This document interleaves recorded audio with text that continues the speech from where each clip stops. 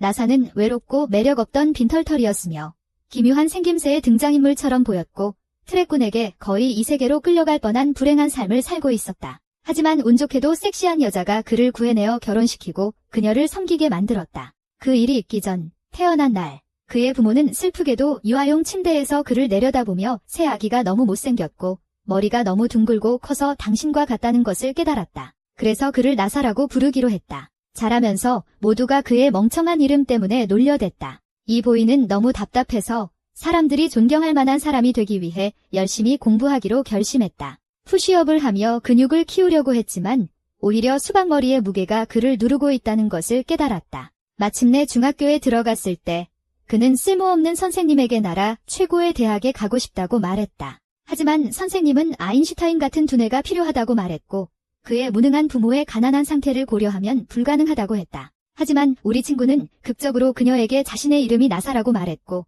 이는 그의 꿈에 제한이 없다는 의미였다. 선생님이 그에게 꿈을 다시 생각해보고 예비 대학을 선택하라고 했어요. 하지만 나사라는 그는 아무것도 그를 막을 수 없다고 말하며 걸어나갔어요. 그날 저녁 집으로 가는 길에 시험지를 바라보며 다시 A를 받았다는 걸 깨달았어요. 그는 행복하게 혼잣말했어요. 인생조차 그의 꿈과 일치한다고. 우리 쓸모없는 MC는 몰랐어요. 인생이 양다리 걸치는 여자라는 걸. 바로 그 순간 그는 세상에서 가장 예쁜 여자아이를 길 건너편에서 목격했어요. 그 순간 결심한 소녀는 방심했어요. 왜냐하면 그가 원했던 건 그녀의 이름을 알 기회였기 때문이에요. 그래서 그 일을 위해 그는 순신 모자를 쓰고 아무 생각 없이 길을 건넜어요. 그 순간 그는 절대 놓치지 않는 트럭에 치였어요. 이 소녀는 피가 흥건한 채 땅에 누워 있었고 그가 생각한 건 이름도 모른 채 죽는 것뿐이었어요. 바로 그때 얼굴에 피를 묻힌 예쁜 소녀가 그를 내려다보며 응시하고 있었어요. 트럭 운전사가 즉시 도착해서 괜찮은지 물었다. 그 후 소녀는 떠나려고 일어섰지만 나사를 병원에 데려가 달라고 트럭 운전사에게 부탁하지 않았다. 그러나 운전사는 그녀도 맞은 충격의 세례를 받았기 때문에 의사의 치료가 필요하다고 지적했다. 하지만 소녀는 떠나기 시작했고 빛나는 달 아래서 떠나는 모습을 보던 나사는 천천히 의식을 잃기 시작했다. 잠시 후 트럭 운전사는 구급차를 부르기 시작했다. 그러나 갑자기 나사가 공포영화의 악당처럼 일어나서 트럭 운전사를 깜짝 놀라게 했다. 그는 운전사에게 자신이 그녀를 찾기로 결심했다고 말했는데 그녀는 너무 예뻐서 그냥 놓칠 수 없다고 했다. 그 후 우리 소녀는 손익속도로 밤길을 달려 그녀를 따라잡았다. 잠시 달린 후 그는 마침내 버스 정류장에서 앉아있는 그녀를 만났다. 그를 보고 소녀는 목숨이 위태로운 상황임에도 불구하고 그가 자신을 쫓아온 것에 놀랐다. 그 순간 심플로드는 절박하게 어색한 픽업 라인을 던지며 그녀가 별인지 물었다.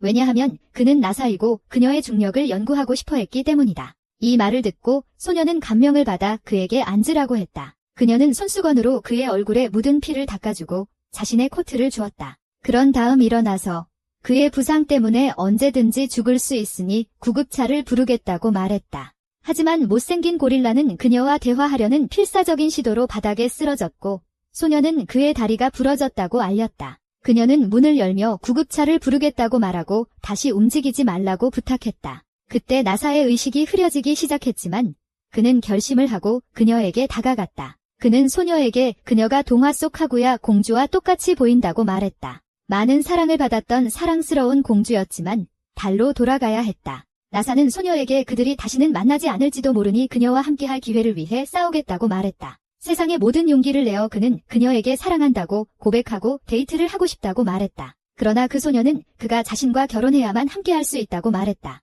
그 말을 듣고 머릿속에 바람만 가득한 완전한 바보는 즉시 동의했고 그 후 기절했다. 며칠 후 그는 드디어 병원에서 깨어났고 휠체어에 갇혀 있었다. 하지만 예쁜 소녀에 대한 생각은 항상 그의 마음속에 있었다. 그는 소녀의 이름도 모르고 다시는 그녀를 볼 수 없다는 생각에 즉시 우울증에 빠졌다. 비록 그는 마침내 반에서 최고 점수를 얻었지만 그는 최고의 대학에 가지 않기로 결정했다. 그는 다시 그 소녀를 만날 수 있기를 바라며 서비스 직업을 선택했다. 하지만 그런 일은 일어나지 않았다. 시간이 지나 나사는 드디어 18세가 되었지만 생일을 축하하는 대신 우울해하며 하루 종일 방에만 있었다. 하지만 그날 그의 초인종이 울렸다. 문을 열자 그녀를 보고 그의 뇌가 일시 정지했다. 그 소녀는 자신을 슈카사라고 소개했고 우리 남자는 그녀에게 메이카사 수카사라고 말했어요. 그 말에 그녀는 그의 아파트에 들어와 차를 마시며 결혼 증명서를 보여주고 서명해 달라고 했어요. 나사는 즉시 히스테리 상태에 빠졌어요. 그녀가 진지하게 결혼을 생각하는 줄 몰랐기 때문이죠. 하지만 슈카사는 서명하지 않아도 괜찮다고 말했어요. 그래서 그는 재빨리 종이를 잡아 마치 경주하는 닌자처럼 빠르게 서명했어요. 그 후 그녀는 자신이 성격을 잘 판단하는 사람이라며 그가 자신을 잘 돌봐줄 것이라고 믿는다고 했어요. 그 일이 해결되자 윤진 부부는 법적으로 결혼 신고를 하러 결혼사무소로 향했어요. 가는 길에 나사는 슈카사가 자신의 이름을 비웃지 않는 유일한 사람이라는 것을 깨달았어요. 하지만 슈카사는 나사가 우주로 여행하는 인류의 꿈을 이루기 위해 함께 일하는 많은 과학자와 엔지니어들이 있다고 그에게 알렸다. 그래서 그의 이름은 전혀 웃기지 않았다. 그 이름은 어떤 꿈도 이룰 수 있다는 의미의 환상적인 이름이었다. 곧 그들은 드디어 사무실에 도착했고 노인은 결혼하는 젊은 커플을 보고 깜짝 놀랐다.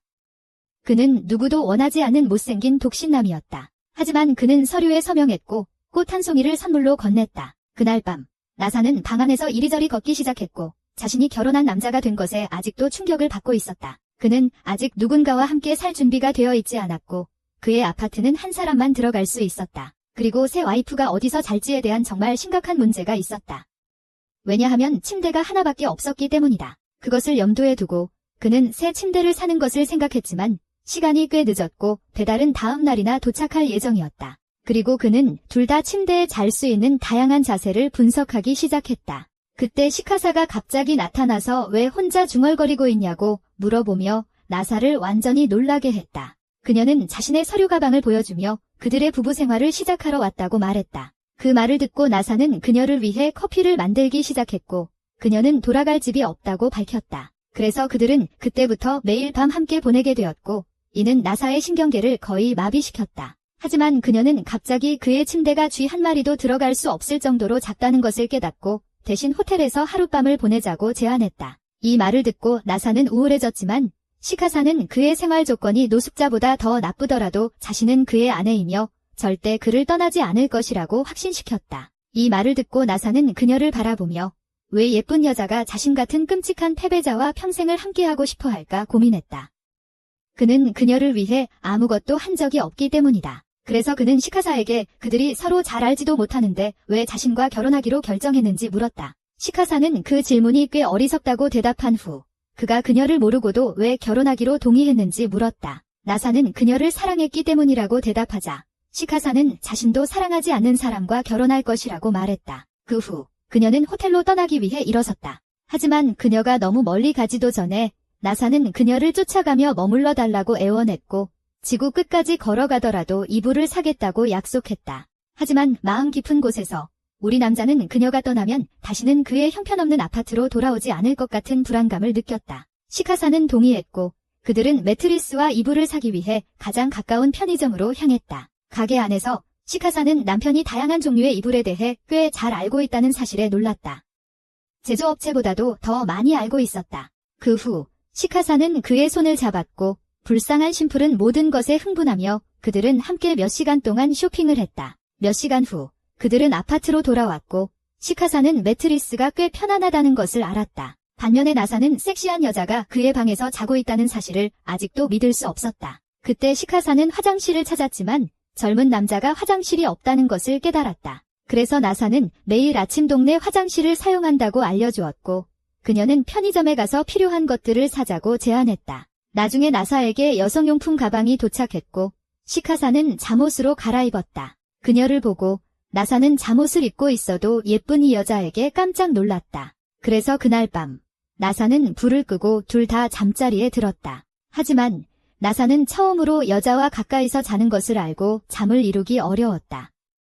그의 심장은 스테로이드 복용한 하이에나보다 더 빨리 뛰었다. 갑자기 그는 아내가 불안하게 자는 걸 깨달았고 그녀를 다시 침대에 넣으며 잘 자라고 생각했지만 그녀가 의식을 잃은 상태라 완벽한 키스는 어려울 것 같았다. 그 순간 시카사가 일어나 잠을 자다가 부엌으로 걸어가 물을 마셨고 돌아오자 그는 그녀가 그의 이불을 가져가서 다음날 아침까지 추위에 떨게 했다. 다음날 아침 나사는 어제 일어난 모든 일이 꿈이었다고 생각하며 깨어났다. 하지만 그녀가 어젯밤 일에 대해 기억이 없는 것처럼 행동하는 것을 보고 그는 자신이 정말로 결혼한 것임을 깨달았다. 그 순간 시카사가 잠옷을 벗기 시작했고 그는 재빨리 그녀에게 소리쳐서 혼자가 아니라고 상기시켰다. 그 후 그는 그녀에게 프라이버시를 주기 위해 다른 방으로 물러갔다. 그가 돌아왔을 때 시카사가 앞치마를 입고 왜 나사가 결혼한 이후로 자신을 존댓말로 부르는지 물어보는 모습을 발견했다. 그래서 둘은 서로 애칭을 주기로 결정했고 그로 인해 시카사는 얼굴이 붉어졌다.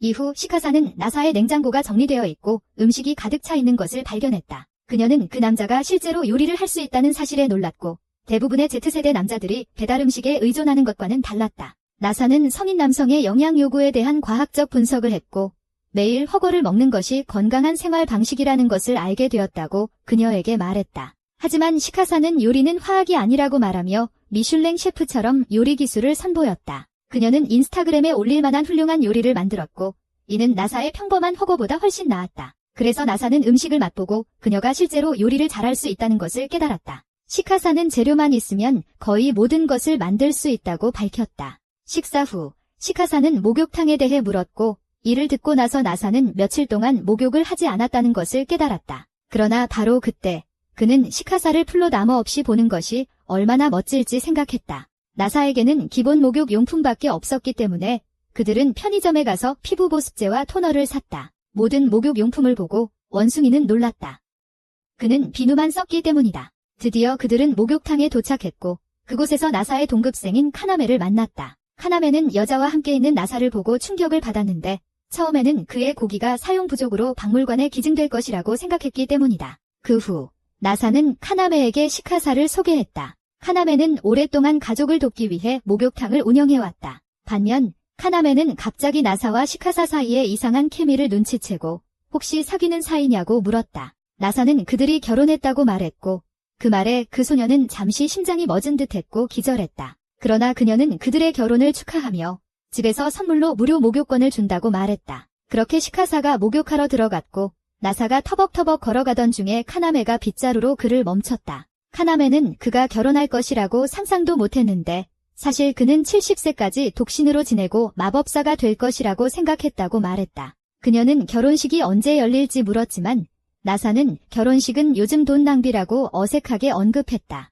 이 말을 듣고 카나메는 그가 여자친구를 행복하게 해주지 못하는 남자답지 못하다고 비판했다. 그녀는 그가 그녀를 행복하게 할 책임이 있다고 말했고 나사는 불타는 눈으로 평생 아내를 행복하게 하겠다고 맹세했다. 그 순간 시카사가 그를 엿듣고 미친 사람처럼 거리에서 사랑을 외치는 그가 조금 부끄러웠다. 나사는 나중에 목욕을 하며 아내의 완전한 모습을 볼 수 있다면 얼마나 행운일까 생각했다. 갑자기 카나메가 어디선가 나타나 그에게 매우 작은 남근을 가지고 있다고 놀렸다. 한편 시카사는 목욕탕에 들어가 보니 비어 있었다. 그래서 그녀는 혼자서 평화로운 목욕 시간을 즐기기로 했다. 하지만 그녀의 혼자 있는 시간은 가족의 큰언니 아야에 의해 방해받았고 아야는 우연히 목욕탕에 들어와서 사생활을 침해한 것에 대해 미친 사람처럼 반복해서 사과했다. 아야는 진심으로 사과하는 방법으로 시카사의 등을 씻어주겠다고 제안했다. 시카사의 등을 씻어주면서 그녀는 시카사의 매끄러운 피부를 실크에 비유하며 아이폰 X와도 같다고 칭찬했다. 하지만 그녀는 그런 엉뚱한 것들과 비교한 것에 대해 거의 즉시 사과했다. 그 후 두 사람은 서로 소개를 했다. 아야는 시카사가 나사라는 성을 가진 것을 알고 깜짝 놀랐다. 그녀는 시카사가 친척인지 가족인지 물었고 시카사는 자신이 그의 여동생이라고 거짓말을 했다. 몇 시간 후 나사는 시카사를 만난 밤에 대한 꿈을 꾸었다. 하지만 시카사가 목욕을 마쳤다고 그를 깨우자 그는 잠에서 깨어났다. 그때 아야가 그들에게 다가와 나사에게 그의 여동생을 만났다고 말했지만 그는 혼란스러웠다. 하지만 그는 시카사가 진짜 자신의 여동생인 척하기로 결정했다. 반면 시카사는 아야에게 나사와 어떻게 아는 사이인지 물었고 아야는 그들이 그부라고 설명했다. 그녀는 사업을 맡고 있던 할아버지가 몇 년 전에 돌아가셔서 사업이 악화되었다고 덧붙였다. 하지만 나사가 유튜브에서 배운 마케팅 기술을 사용해 그들의 사업을 되살리는 데 도움을 주었다. 잠시 후 나사와 시카사는 집으로 돌아갔다. 시카사는 나사에게 아야가 예쁜지 물었다. 그리고 그 클룰러스 이디어트는 그 소녀가 얼마나 귀여운지에 대해 계속 떠들어댔고 그게 시카사를 정말 질투하게 만들었다는 걸 몰랐다. 바로 그때 그들은 지나가면서 결혼식이 진행되고 있는 것을 보았다. 그리고 나사는 시카사가 기분이 나빠진 것을 알아차렸다. 그래서 그는 결혼식 없이 하는 결혼이 얼마나 형편없는지에 대한 카나마의 말을 기억했다. 그로 인해 시카사는 결혼식을 하지 않은 것이 그가 슬퍼하는 이유라고 생각했어요. 그녀가 원했던 건 그저 아야처럼 칭찬해주는 것뿐이었거든요. 그녀는 그에게 자신이 예뻐지고 싶다고 말했어요. 그러자 어리석은 당나귀는 그녀에게 아파트 열쇠를 건네고 도망쳤어요. 그는 불가능을 가능하게 만들겠다고 했죠. 그가 달리는 모습을 보고 시카사는 혼란스러워했어요. 그가 왜 그냥 예쁘다고 말하는 것조차 힘들어하는지 궁금했거든요. 몇 분 후, 시카사는 다시 아파트로 돌아왔고 외로웠어요. 그녀는 나사가 언제 돌아올지 궁금했어요. 그래서 그동안 집안일을 하며 자신의 가사 능력을 뽐내기로 했어요. 하지만 집이 이미 깨끗하다는 걸 깨달았어요. 그래서 옷장과 침대 밑도 청소하려고 생각했어요. 사람들이 거의 손대지 않는 곳이니까요. 하지만 그녀는 참았어요. 그 남편의 역겨운 짝이 숨겨놓았을지도 모르는 목이 마른 뜨거운 잡지들이 있을까 봐서요. 그때 그녀는 초인종 소리를 들었다. 문을 열었을 때 그녀는 치도세라는 노란 머리 소녀를 보고 놀랐다. 치도세는 그녀가 살고 있는 형편없는 아파트를 비웃으며 계집이 훨씬 낫다고 말했다. 그래서 시카사는 그녀의 못생긴 얼굴에 문을 닫았다. 그렇게 노란 머리 난쟁이는 문을 두드리며 그녀의 갑작스러운 실종 때문에 할머니가 매우 걱정했다고 말했다. 시카사는 이제 결혼했으며 다시는 돌아가지 않을 것이라고 알리고 다시 아파트 문을 닫았다. 그렇게 치도세는 매우 슬퍼하며 아파트를 떠나 계단에서 흐느꼈다. 그때 내사는 그녀가 계단에서 울고 있는 것을 발견하고 위로하기 시작했다. 치도세는 탈출한 가족 구성원에 대한 문제를 그에게 설명했다. 그녀는 시카사를 쉽게 다치고 시야에서 벗어나면 바로 사라지는 자유롭게 나는 유리나비로 묘사했다. 그때 시카사가 내사의 목소리를 듣고 대화를 방해했다. 그 순간 치도세는 모든 것을 연결지으며 자신이 지금까지 이야기하고 있던 남자가 시카사와 결혼한 바보라는 것을 깨닫고 분노했다. 내사는 시카사에게 자신이 그녀에게 맞는 남자라는 것을 설득하려고 쿨한 척하려 했다. 하지만 그녀는 주저없이 그를 납치해 저택까지 데려갔다. 저택 안에서 그녀는 내사에게 그를 함정에 빠뜨릴 사진을 이용해 엮겠다고 말했다. 그 후 그녀는 두 명의 매력적인 하녀인 샬롯과 오로라를 호출해 내사의 야한 사진을 찍어오라고 했다. 이 말을 듣고 샬롯은 주저하지 않고 옷을 벗기 시작했다. 하지만 치도세는 즉시 그녀를 가려주며 진정하라고 말했다. 그러나 그들이 이야기하는 동안 내사는 그 기회를 이용해 도망쳤고 주변을 살펴보기 시작했다. 그는 갑자기 한 방 안에 있었고 경찰계처럼 주위를 맡아보며 그 방이 시카사의 방임을 깨달았다. 그때 그는 전시된 바위를 발견하고 모양과 성분을 알아차린 후 그것이 달 표석임을 깨달았다. 그는 시카사가 어떻게 달 표석을 손에 넣었는지 궁금해했다. 그것들은 박물관에 있어야 하는 유물이었다. 그때 샬롯이 하늘의 궁전에서 자를 수 있을 만큼 큰 검을 휘두르며 급히 방으로 뛰어들었다. 그녀는 침입자에게 복수하겠다고 맹세했다. 그러나 내사와 몸을 분리하려다 실수로 달 표석에 유리 케이스를 쳐서 거의 깨뜨릴 뻔했고 질소가 새어나오게 했다. 하지만 내사는 전기 기술자로서 능숙하게 수리했다. 몇 분 후 치도세가 그것이 시카사의 가족 선물임을 밝히며 남편이 아내에 대해 거의 모른다는 사실에 충격을 받았다. 그때 그녀는 어릴 적 산악 등반 중 시카사가 자신을 구했던 기억을 떠올리며 화가 났다. 그녀는 시카사가 이 멍청이와 결혼하지 말았어야 한다고 생각했다. 시간을 낭비하지 않고 샬라는 불륜 계획을 시작했고 오로라는 사진을 찍으며 번개처럼 빠르게 포토샵으로 완벽하게 편집했다. 포토샵으로 편집된 사진을 본 내사는 그 소녀가 사진을 이렇게 빨리 만들어냈다는 것에 충격을 받았다. 그 순간 시카사가 어떻게든 방 안에 나타나서 그 사진들을 발견했다. 치도세는 그녀에게 끔찍한 바람둥이 남편과 이혼하라고 즉시 말했지만 시카사는 남편과의 개인적인 대화를 요청했고 그것은 무의식적으로 탈출을 위한 계략이었다. 방 밖으로 나가자 내사는 사진에 대해 사과하며 자신이 누명을 썼다고 설명했지만 시카사는 그 사진이 포토샵으로 조작된 것임을 알았기 때문에 자신이 바보가 아니라고 말했다. 한편 치도세와 그녀의 악한 하녀들은 자신들이 사기를 당했다는 것을 드디어 깨닫고 그들을 막으려 했다. 동시에 시카사는 오래된 교회로 이어지는 숨겨진 통로를 드러냈다. 그 기회를 이용해 내사는 교회에서 그녀에게 청혼했다.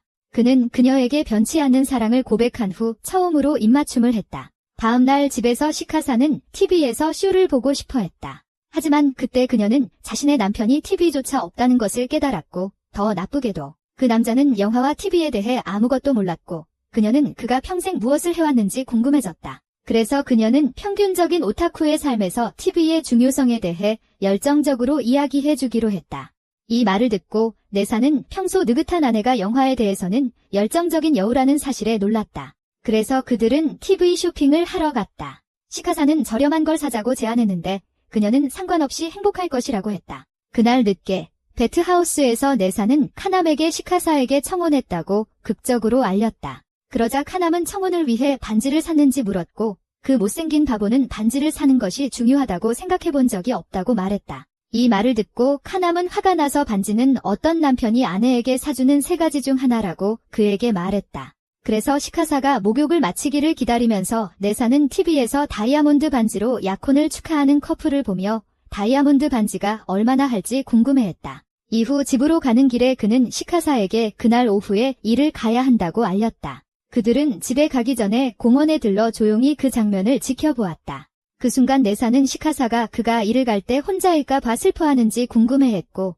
그래서 그가 집에 없을 때마다 자신을 기억할 수 있도록 다이아몬드 반지를 사야겠다고 결론지었다. 그 후 그들은 집으로 돌아갔다. 내사는 직장으로 가고 있다고 말했지만 돌아왔을 때 시카사가 없을까 걱정이 되었다. 하지만 시카사는 제때 돌아오라고 말하며 분명 그녀를 볼 수 있을 것이라고 했다. 그날 직장에서 내사는 시카사를 생각하며 그녀가 외로울까 걱정했고 그녀가 항상 자신을 기억할 수 있도록 반지를 사는 것이 최선이라고 결론지었다. 퇴근 후 그는 집에 돌아와 시카사가 이미 저녁을 준비해 놓은 것을 발견했다. 그래서 그들이 식사하는 동안 그는 사랑의 상징으로 다이아몬드 약혼 반지를 사자고 제안했다. 이 말을 듣고 시카사는 그가 이렇게 로맨틱하게 행동하는 것에 놀랐다. 하지만 그녀는 그들에게는 결혼했으니 약혼이 이상할 것이라고 알려주었다. 그녀는 그들이 필요한 것은 결혼 반지라고 말했지만 갑자기 내사가 약혼 반지와 결혼 반지의 차이를 모르는 멍청이라는 것을 깨달았다. 그렇게 그녀는 약혼 반지와 결혼 반지의 차이에 대해 그를 가르쳤다.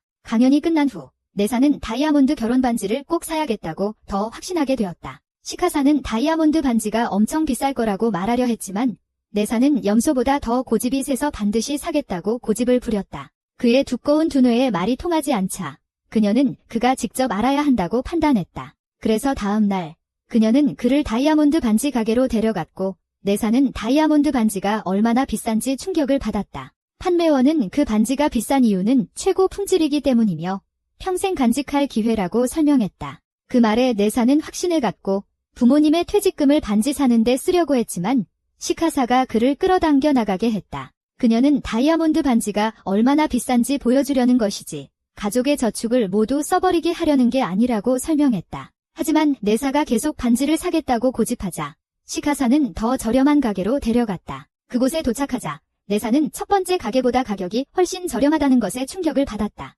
하지만 시카사에게는 여전히 비싸 보여서 그들은 가게를 떠났다. 내사는 그에게 정말로 반지를 가져와야 한다고 밝혔고 그들이 떨어져 있을 때마다 그녀가 반지를 보고 그를 생각할 수 있도록 했다. 이를 들은 시카사는 그가 그녀를 위해 이렇게까지 할 수 있다는 것에 감동받아 그의 뺨에 키스했다. 그렇게 해서 그녀는 그를 가장 저렴한 가게로 데려갔고 인류가 구할 수 있는 가장 저렴한 반지를 구매했다. 하지만 내사는 반지가 너무 저렴해서 감정적인 가치에 대해 회의적이었다.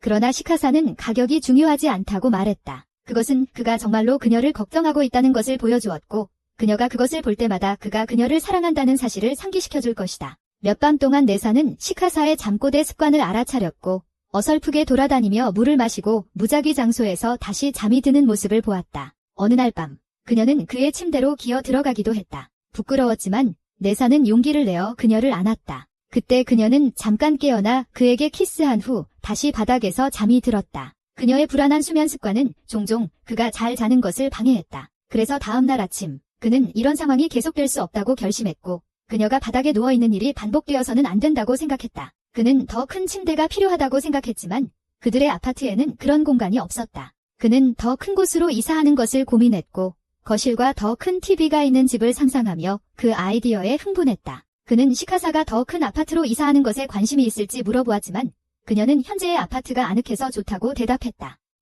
그곳이 그들을 가깝게 유지해주기 때문이었다. 베트하우스에서 카나는 그들이 이사할 생각을 하고 있다는 이야기를 듣고 시카사가 바닥에서 자고 있다는 사실에 놀랐다. 내사는 시카사가 현재의 상황에 만족하고 있다고 설명하자 카나는 만약 그녀의 미래 남편이 욕실도 없는 작은 아파트에 그녀를 가두면 화를 낼 것이라고 말했다. 그날 저녁 내사는 시카사가 옷을 갈아입고 있는 모습을 우연히 보게 되었고 그녀의 복숭아를 보고 당황했다. 그는 이런 어색한 순간을 피하기 위해 더 큰 곳으로 이사하자고 제안했다. 하지만 시카사는 비용에 대해 걱정했지만 내사는 더 큰 곳은 영화 감상을 위한 프로젝터와 그녀의 영화 컬렉션을 위한 책장이 있을 수 있다고 안심시켰다. 이 아이디어를 듣고 그녀는 큰 영화 팬이었기 때문에 흥분했다. 그렇게 그들은 아파트를 구하기로 결정했지만 보증인이 필요하다는 것을 깨달았다. 그때 내사는 아직 부모님께 결혼 소식을 전하지 않았다는 것을 기억했다. 그래서 그는 엄마에게 전화를 걸어 결혼했다는 것을 간단히 언급하고 빠르게 전화를 끊었다. 그는 시카사에게 부모님께 자신의 사고와 그녀가 자신을 어떻게 구했는지에 대해서도 이야기했다고 설명했다. 아파트에 부모님의 도움이 필요했기 때문에 시카사가 부모님을 만날 좋은 시점이라고 생각했다. 부모님을 만나는 것이 긴장되었지만 내사는 곧 엄마에게서 문자를 받았다.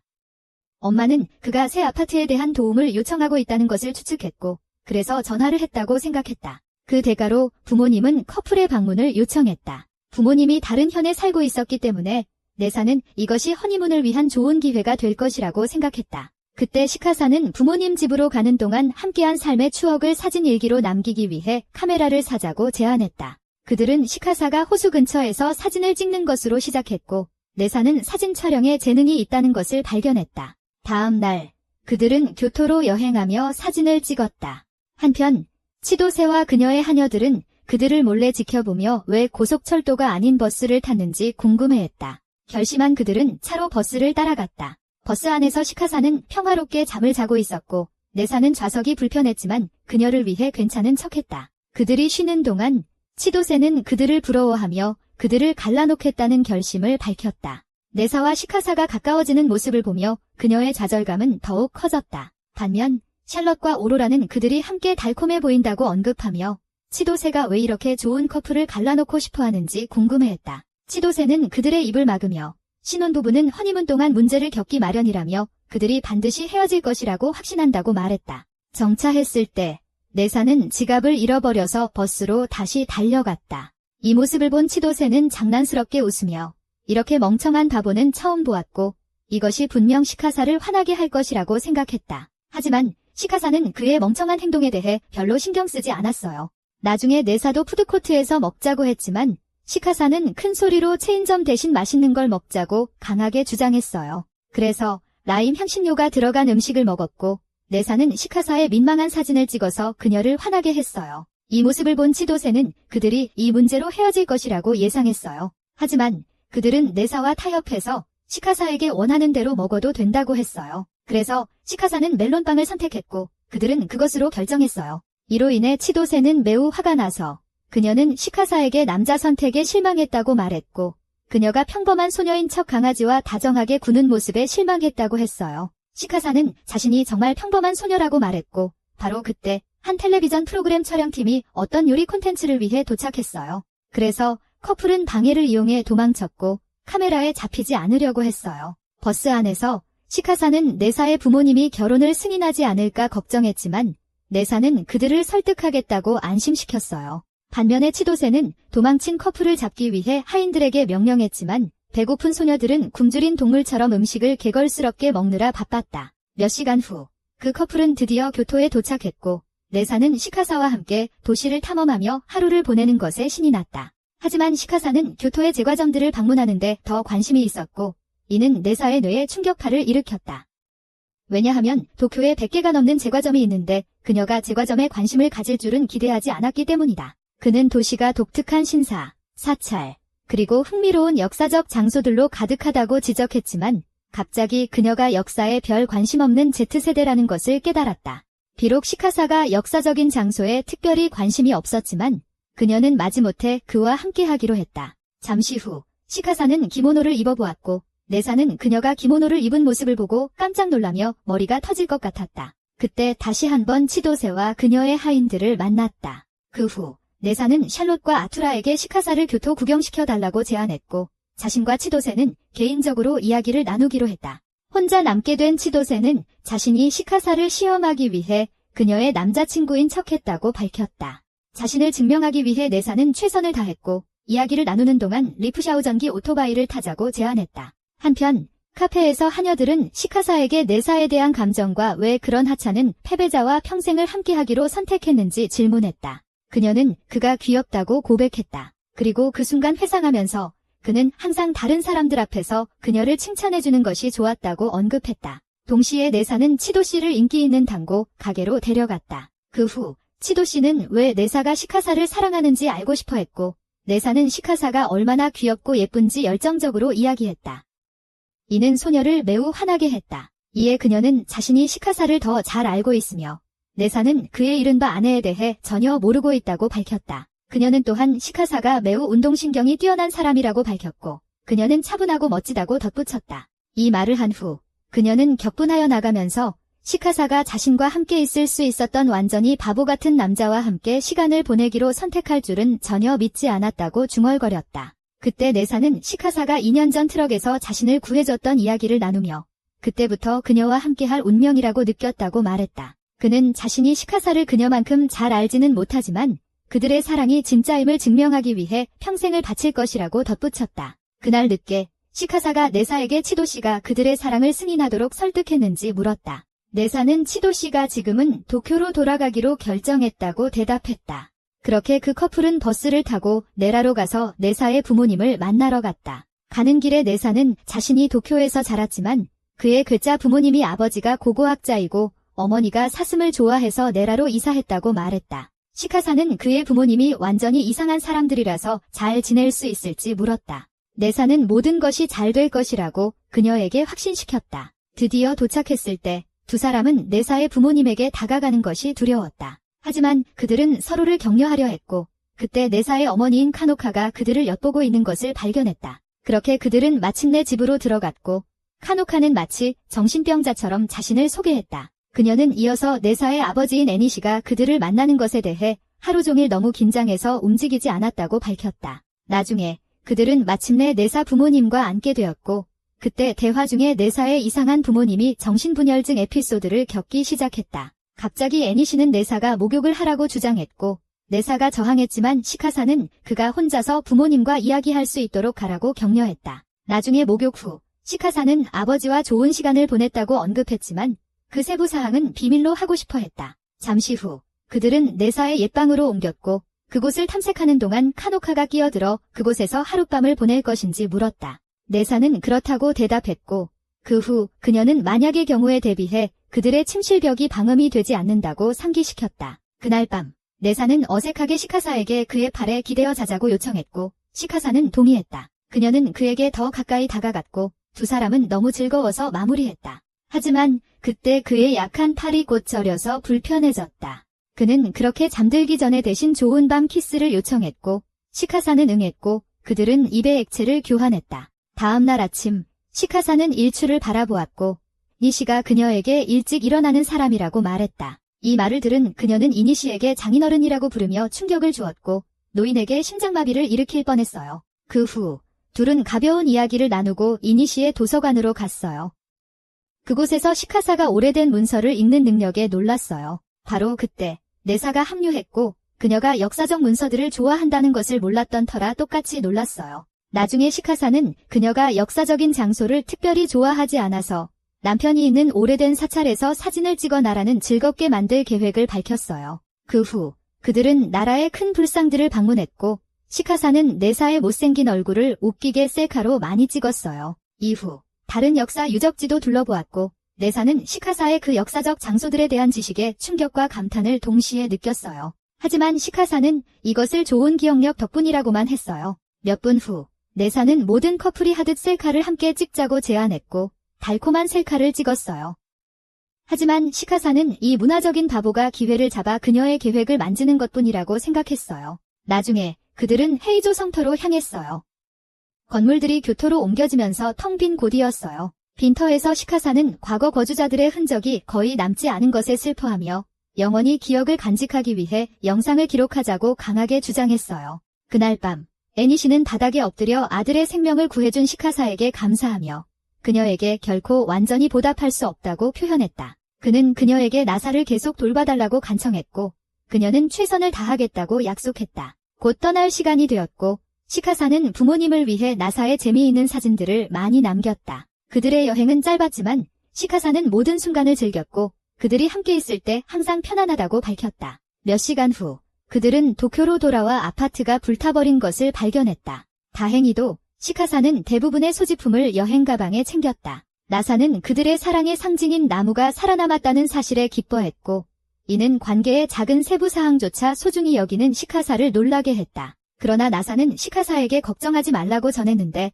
그는 비상사태에 대비해 보험을 가입하고 귀중품을 보관하며 안전금고를 마련해 두었기 때문이다. 이후 그는 그들이 목욕탕으로 가서 스트레스를 풀고 다음 계획을 세우자고 제안했다. 걷는 동안 시카사는 나사가 나쁜 상황을 처리한 방식에 감명을 받았다. 그 후 목욕탕에서 쉬면서 나사는 아내와 함께 호텔로 이사하는 것을 생각했다. 하지만 그의 역겨운 교양 있는 마음은 끔찍한 생각들을 하기 시작했다. 그러던 바로 그때 코나미가 어디선가 나타났다. 그 후 코나미는 당분간 목욕탕에 머무르자고 제안했고, 나사는 흥미를 느껴 동의했다. 그 후 코나미는 그들이 머물 곳이 될 건물 구경을 시켜줬다. 이후 그녀는 나사에게 반한 언니 아야가 나사와 시카사가 형제자매가 아니라 부부라는 사실을 너무 멍청하게도 깨닫지 못하는 것에 대해 걱정했다. 그리하여 그녀는 아야에게 나사와 시카사가 함께 살 것이라고 말했고, 아야는 충격에 빠졌다. 코나미는 간접적으로 아야에게 나사와 시카사가 커플이라는 것을 알려주려고 했지만 머리가 둔한 그녀는 쉽게 알아채지 못했다. 그때 나사가 끼어들어 아야에게 그들을 집에 받아줘서 고맙다고 말했지만 그녀는 아직 그의 결혼 반지를 알아채지 못했다. 나사는 이어서 시카사를 부모님과 네라에게 소개하겠다고 말했다. 이 말을 듣고 아야는 거의 상황을 파악했지만 이 소녀는 확실히 똑똑한 편은 아니었다. 그때 소녀의 어머니가 들어와 나사 아내와 방금 이야기를 나눴다고 말했고, 그제야 아야의 뇌세포가 활성화되며 나사가 기혼자라는 것을 깨달았다. 이 사실을 깨닫고 아야는 분노와 슬픔을 동시에 느꼈고, 그녀의 어머니는 자신의 남편이 떠난 슬픈 상황과 비교하며 그녀를 위로했다. 한편 나사는 미안한 마음이 들었지만 코나미는 아야가 괜찮을 것이라고 안심시키며 자신의 망설임이 예전부터 그를 쫓지 못하게 했다고 말했다. 몇 초간 울고 난 후 아야는 자신감을 되찾고 나사에게 시카사를 잘 돌보라고 말하며 게임 스트리머가 되겠다는 꿈을 쫓기로 했다. 며칠 후 시카사는 깨끗한 옷이 부족하다고 언급했고, 나사가 세탁을 하겠다고 제안하자 그녀는 부끄러워하며 그의 속옷을 다루는 생각에 거절했다. 더러운 옷을 정리하던 중 나사는 시카사의 옷에서 냄새를 맡았고, 그 모습을 본 코나미가 그를 더럽고 추한 놈이라고 불렀다. 이후 나사와 시카사는 세탁소에 갔고, 그녀는 그가 이전에 세탁을 제대로 하지 않았기 때문에 옷 세는 방법을 가르쳐 주었다. 그녀는 나사에게 현재 트레이닝복만 입고 있으며 멜론 커버나 복숭아 갑옷은 없다고 고백했고, 이는 소년에게 큰 충격을 주었다. 드문 순간을 놓치지 않기 위해 나사는 그녀의 사진을 찍었고, 이는 놓칠 수 없는 기회라고 느꼈다. 그날 나중에 코나미는 나사가 시카사를 쇼핑에 데려가서 화재로 잃어버린 옷을 대체하라고 권유했다. 그녀가 노숙자처럼 계속 옷을 입으면 매력적인 모습이 사라질 것이라고 암시했다. 그 말을 듣고 나사는 그녀의 말이 맞다고 생각해서 시카사를 쇼핑몰에 데려갔고, 그녀는 다양한 옷을 입어보았으며 결국 속옷을 사러 가게 되었다. 속옷 코너에 있는 것이 매우 부끄러웠기 때문에 시카사는 그가 차분함을 유지할 수 있도록 손을 잡아주었다. 하지만 결국 그녀가 혼자 쇼핑하는 것이 더 낫다고 결정했다. 마침내 집으로 돌아가는 길에 나사는 언젠가 그녀가 귀여운 속옷을 입고 있는 모습을 볼 수 있을지 물었지만 너무 부끄러워서 그 주제는 금방 접었다. 베트하우스에서 즐거운 시간을 보낸 후 나사는 그 방이 다소 구식이라고 느끼며 결국 이사가기를 기대했다. 반면에 시카사는 저녁을 준비했고, 나사는 그의 가족이 튀긴 음식을 좋아하기 때문에 매우 기뻐했다. 그는 소스에 버무린 돼지고기가 맛있다고 느꼈고, 그녀의 요리를 평생 즐기기를 희망한다고 말했다. 그때 카나메가 선물로 머스크멜론을 가지고 도착했고, 그 커플은 그 달콤한 맛에 감동받아 카나메의 친절에 보답할 방법을 찾기로 결정했다. 그렇게 나사는 시카사에게 한 조각을 먹여주며 로맨틱한 행동을 하려 했고, 그녀는 약간 부끄러워했지만 그는 여행 중에 그녀가 자신에게도 먹여주었다고 암시하며 그녀가 동의하게 되었고, 그는 그녀에게 입으로 먹여주었다. 다음 날 나사의 전 집주인이 전화해 새로 지어진 아파트를 보러 오라고 초대했다. 반면 카나메는 그 소식에 실망했는데, 그녀는 그들의 어색한 사랑 이야기가 재미있다고 느끼고 그들의 모든 순간을 즐겼기 때문이다. 하지만 집주인은 그들과 좋은 관계를 유지하고 있었기 때문에 그 커플에게 이전과 같은 임대료를 제안했다. 그래서 그날 늦게 그들은 모델 하우스를 둘러보았고, 우아한 디자인과 세심한 복도, 고층에서의 전망에 감탄했다. 특히 전망이 있는 욕조에 깊은 인상을 받았다.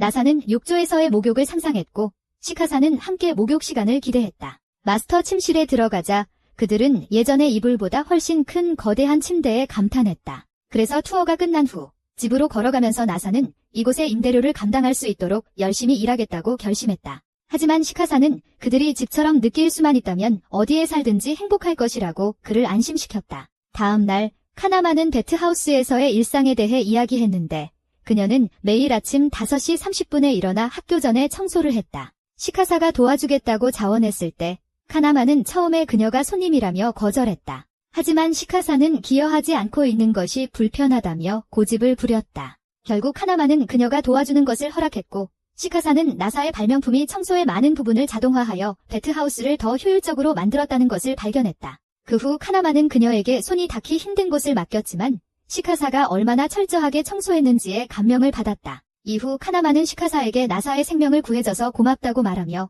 그를 얼마나 존경하는지와 그가 자신의 가족을 어떻게 도와주었는지를 표현했다. 그날 늦게 시카사는 나사에게 그의 좋아하는 음식이 무엇인지 물었고 놀랍게도 그것은 카레였다. 이 말을 듣고 시카사는 카레 재료를 사기로 결심했고 나사는 그녀와 함께 쇼핑을 나갔다. 그들이 나가는 길에 카나마의 어머니를 만났고 그녀는 나사에게 아내와 함께 공원에 가서 매운 순간을 즐기라고 제안했지만 나사는 그녀의 의도를 이해하지 못했다. 그 후 그들은 슈퍼마켓으로 계속 갔고 집으로 돌아오는 길에 나사는 자신이 고등학생 커플이 아니라서 운이 좋다고 농담하며 부모님이 그들을 꾸짖으러 기다리고 있을 것이라고 말했다. 바로 그때 시카사는 그가 우연히 그들을 버려진 공원으로 이끌었다고 놀리며 그가 어떤 세련된 생각을 하고 있는지 장난스럽게 물었다. 이 말을 듣고 나사는 그녀에게 키스할 계획만 있었다고 인정했다. 하지만 시카사는 마늘빵을 먹고 나서 너무 자의식이 강해져서 나사의 실망을 샀다. 그 후 그녀는 그 공원이 마치 세상에 그들만 있는 것처럼 평화롭다고 인정했다.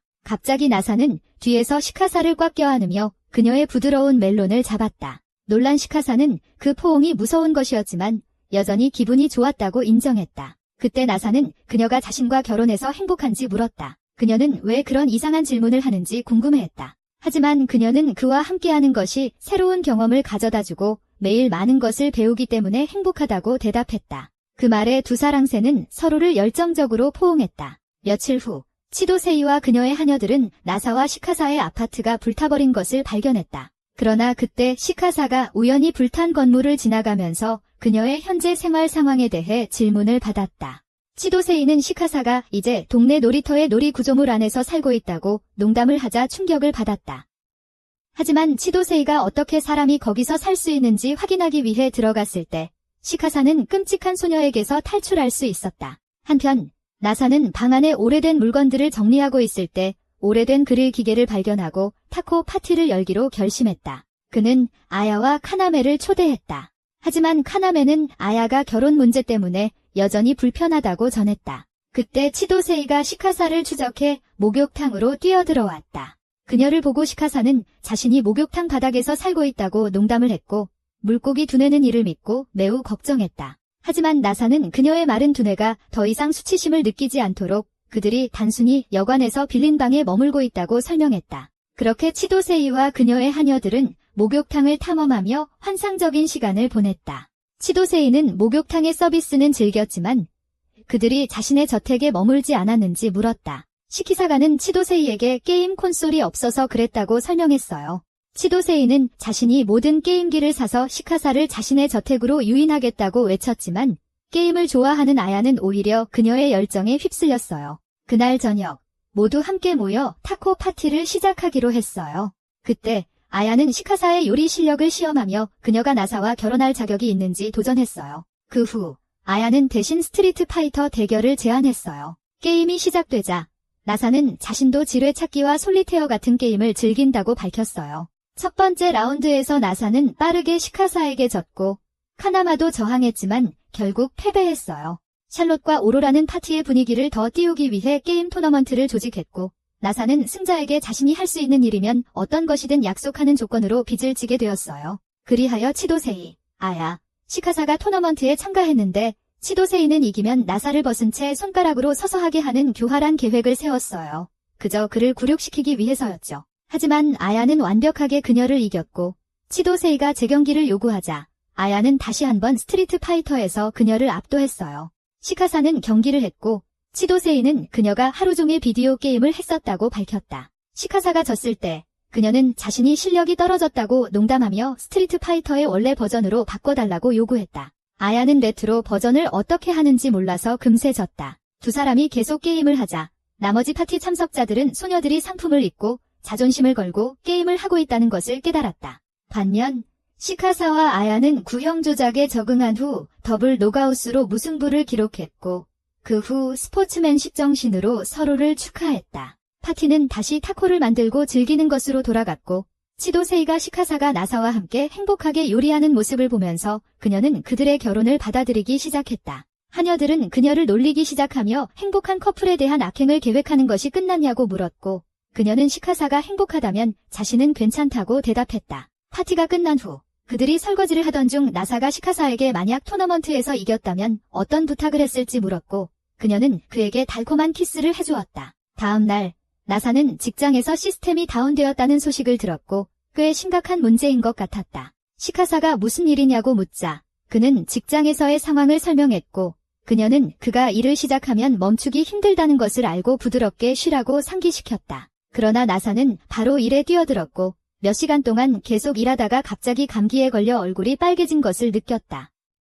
그래서 시카사는 하루 종일 그를 돌보며 이마에 찬 수건을 올려두었다. 그날 밤 그녀는 시원한 헝겊으로 그를 달래려고 했지만 아래쪽 부위를 만지자 나사는 민망해서 더 이상 만지지 말아달라고 부탁했고 그의 작은 존 신하를 로그로 만들지 않기 위해서였다. 그날 밤 그들이 잠들었을 때 시카사는 그의 손을 잡았지만 나사는 자신이 상상하는 것일지도 모른다고 생각했다. 그 후 그녀는 그를 뒤에서 안으며 하루 종일 걱정했다고 말했다. 이 말을 들은 그는 그녀를 돌아보았고 둘은 키스했다. 그러나 더 키스하려 하자 시카사는 그를 꾸짖으며 쉬면서 힘을 회복하라고 상기시켰다. 다음 날 아침 히나무는 시카사에게 축제에 참석하려면 결혼한 여성으로서 유카타를 입어야 한다고 말했다. 그래서 시카사는 자신과 나사를 위해 유카타를 샀다. 그녀가 유카타로 갈아입을 때 나사는 한 번만 볼 수 있게 해달라고 했고 그녀는 잠깐 보여줬다. 그러나 그는 그녀가 유카타를 입고 얼마나 아름다운지에 완전히 매료되어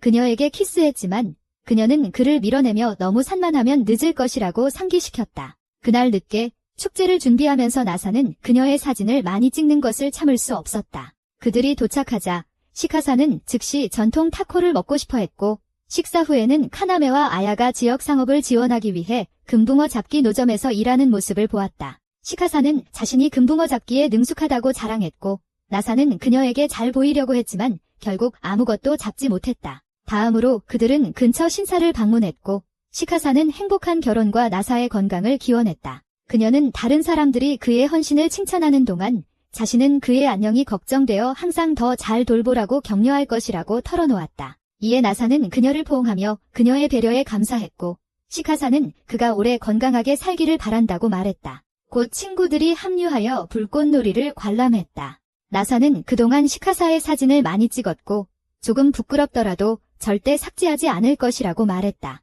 친구들에 둘러싸여 그 커플은 여름 불꽃놀이를 보았고 나사는 앞으로의 삶에서 매년 함께 불꽃놀이를 보기를 희망했다. 이 젊은 커플에게 사랑의 시험으로 어떤 도전이 기다리고 있을까? 파트 2에서 궁금한 점이 있다면 암퍼램퍼라고 댓글 남겨주세요. 이 영상이 마음에 드셨다면 좋아요를 눌러주시고 이런 콘텐츠를 더 보시려면 채널 구독도 잊지 마세요.